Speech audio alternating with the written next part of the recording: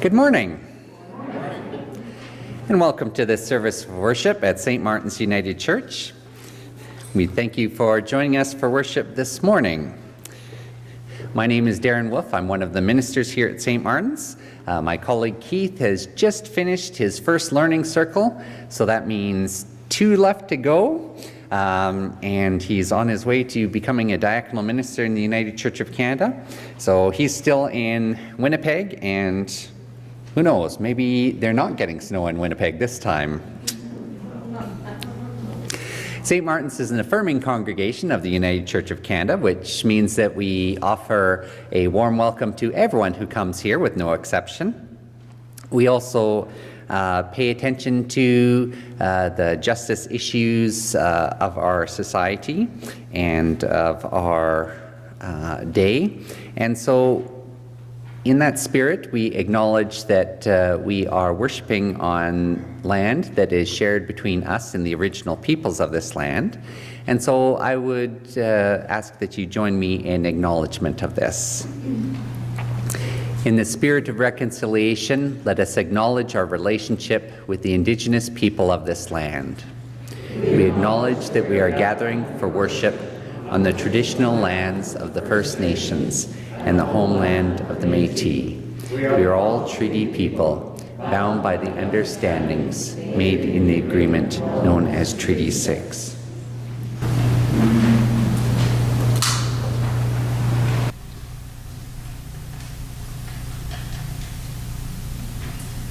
The Christ candle is the tangible sign of Christ's presence with us in worship today. Let us give thanks for the life of Christ.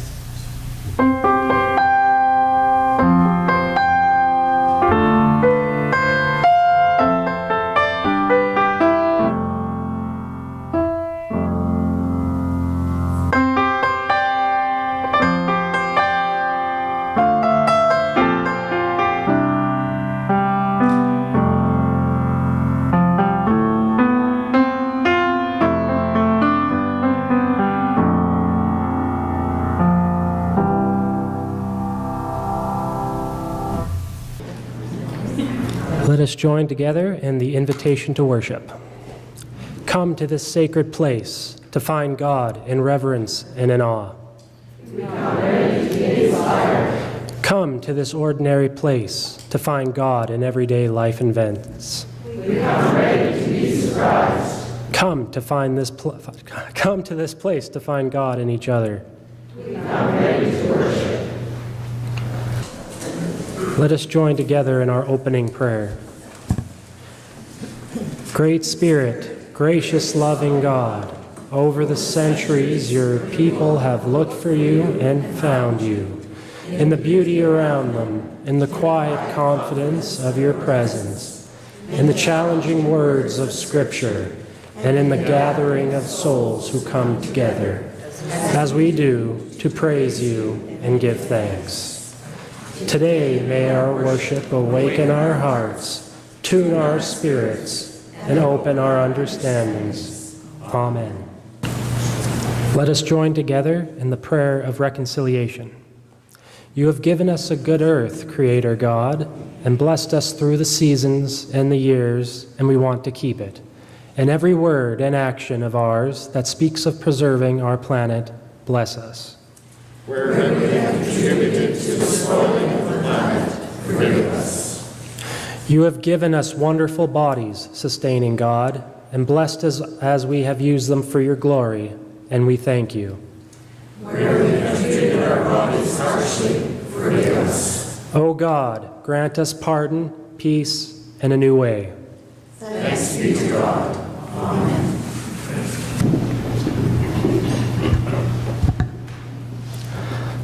Let us join together in the prayers of the people. God of creation, we are humbled by your faithful love for us all. Give no one out of your loving grace. We are grateful for the various gifts we have of friendships, mentors, teachers of every age, all those who care for us, and all those who care for those who have no one. The needs are many, and your love is bountiful in us to know and pass on to others. Your creation astounds us in its beauty and colorful wildness.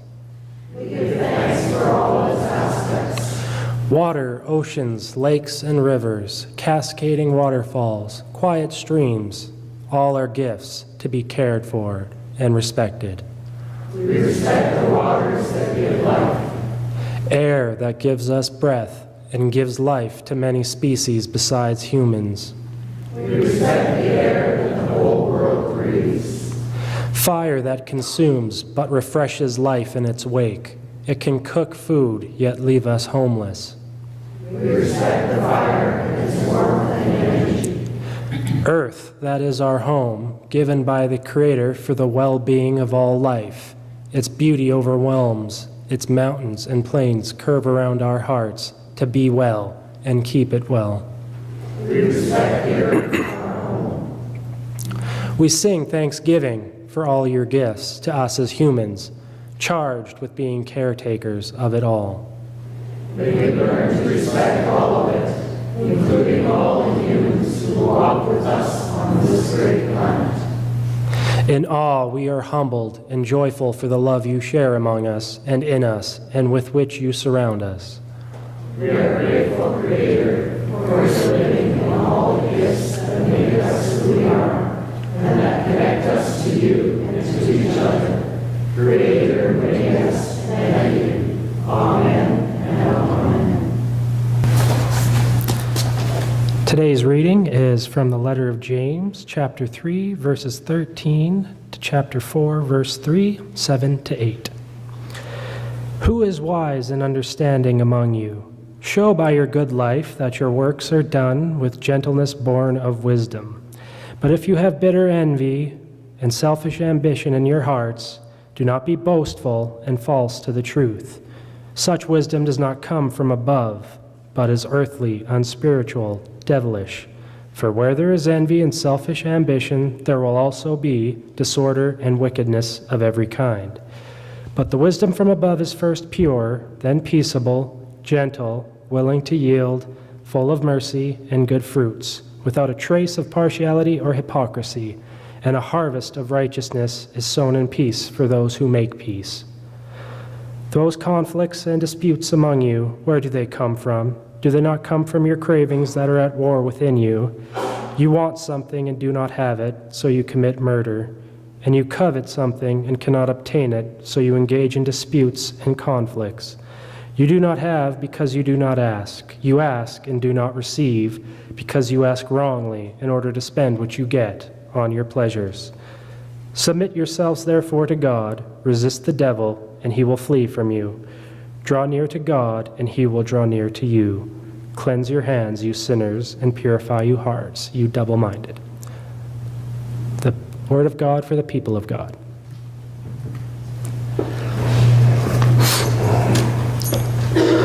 So, last week my dad did lead worship, and now I'm leading it today. He chose a passage from James, and so did I. That wasn't intentional, it just sort of worked out that way. You'll notice I'm just getting over a bit of a cold. I was worried I wouldn't be able to perform the service, but I got through it. And I figured, my friend Aurora and colleague from St. Andrews is here. She did a service at the SAS conference suffering from pneumonia. So if she can do that, I figure I can get through this okay. Okay, so to recap from the letter of James, last week we heard how James was concerned with the power of words and the effect they have on others. This week, James speaks of wisdom. Who is wise and understanding among you? At first glance, this seems like James is asking a simple and straightforward question. Who is wise and understanding among you? But according to the commentaries, this is not so much a question as it is a challenge. James is challenging those who think that they are wise, that they have all the answers. James is confronting those with hidden agendas, the self-serving, the deceitful. James' goal, the commentaries argue, was to show people what wisdom truly is. Show by your good life that your works are done with gentleness born of wisdom. There is much that has been written about the good life. Biblical scholars have written a great deal about that phrase, the good life. Some have written extensively on the biblical meaning of a good life and how it has changed over the years. Speaking in generalities, when people speak of the good life in our modern Western society, it bears little resemblance to the good life that James was referring to. In my experience, that is, the occasions which I have heard people remark upon the good life, they are speaking of the desire or pursuit for material things and comfort, the big house with the white picket fence, nice cars, extravagant clothes, a well or high-paying job, vacations around the world, to be financially secure so that they can help their children through school. And don't get me wrong, I'm not criticizing this. I have nothing against someone who works hard and honestly to fulfill these needs. I'm a broke university student, and I wouldn't mind having a piece of that good life. But the good life that James was describing was one that all of us, as people of the church, are aware of. He was writing about living a good and moral life. I took many philosophy courses in my undergraduate degree, and the very first philosopher that I encountered was Socrates. Socrates so beautifully stated that the really important thing is not to live, but to live well. And to live well meant, along with more enjoyable things in life, to live according to your principles. Ultimately, both Socrates and James are concerned with the same thing, having strong ethics, morals, and principles. As followers of Christ, we must aspire to Christ's values and teachings. James then moves along, proceeding to take aim at those who possess the wrong kind of wisdom. But if you have bitter envy and selfish ambition in your hearts, do not be boastful and false to the truth. Such wisdom does not come from above, but is earthly, unspiritual, devilish. For where there is envy and selfish ambition, there will also be disorder and wickedness of every kind. Kind of sounds like the Donald Trump presidency. Admittedly, we have all succumbed to envy on occasion. I know that I have, sometimes, occasionally, well, more often than I'd like to or care to admit. For example, and I'm sure there are others who can relate to this, I'm envious of those of my friends who can eat whatever they want, whenever they want, and never gain a pound. I was always envious of my fellow students that wouldn't bother to study for the exam and still managed to get an excellent grade, sometimes getting a higher grade than me, the one who studied. This type of envy is only natural. It's a universal experience, which is why I think that James took the time and effort to clearly specify bitter envy and selfish ambition. It isn't the envy and ambition that James is concerned with. It's the bitter and the selfish that James is warning against. James is focused on why do we do the things that we do? Are our actions self-serving? Are we the only ones that reap the benefits from our actions? Most importantly, do those actions harm others? As a church and as a society, we need to be aware of our actions and the effects it has on others, not just those in our immediate vicinity, but locally, nationally, and globally, not just in the present, but in the future as well. We need to practice the second kind of wisdom that James mentioned. As John Donne so famously stated, no man is an island. We are all social creatures to some degree. We need each other, we rely upon each other. There are over 7 billion people on the planet, and all of us are connected. James elaborates upon this second kind of wisdom as the wisdom from above, which is pure, peaceable, gentle, willing to yield, full of mercy and good fruits, without a trace of partiality or hypocrisy. Now, during the week of orientation this year at St. Andrews, my fellow students and I were privileged to have a medicine man come to our gathering and perform a smudging ceremony. He said something that has really stuck with me. He said that whenever there is common sense, my people believe that is the presence of the Creator. And I believe that this latter kind of wisdom that James is referring to is common sense. We can feel the presence of God, the Creator, in these words. James also quite powerfully wrote about the source of conflict. He attributes the cause of conflict to the cravings that are at war within us. I don't know about any of you, but I can definitely relate to that. We've often heard this struggle defined as one that occurs between our wants and needs. This division has always given me grief. Much like the comic Dylan Moran remarked, I'm indecisive and impatient. I don't know what I want, I just want it right now. So wants and needs. The frequently used example, the one that my teachers always used in school, is that we need food and shelter, and that we want candy, but we don't need candy. And this relates to my second issue with wants and needs. I've always had a problem with this because there are innumerable occasions in our lives where something is both a want and a need, like me with candy. We want and need to be loved. We want and need companionship. We want and need money. We want and need shelter. And undoubtedly, today, some of you may both want and need me to wrap this up. However, there is a more pressing issue. I realize that for many, including myself, the main issue is that the wants always seem to be more powerful and overwhelming than the needs. And I think that is our greatest struggle, temptation, those cravings that are constantly at war within us. Temptation is a driving force in this struggle. As Oscar Wilde so wonderfully said, I can resist anything except temptation. All of us face temptation daily. We try to resist it, and sometimes we fail. Failure to resist temptation is normal. It's part of the human condition. What is important is that as vexing as this internal struggle is, we still continue to struggle. To use the old adage, what do you do when you fall off the horse? You get back on. We don't give up. And how do we find the strength to continue on with this struggle? Well, James has an answer for that as well. Submit yourselves therefore to God, resist the devil, and he will flee from you. Draw near to God, and God will draw near to you. Submission before God, admitting that we are powerless to control our lives.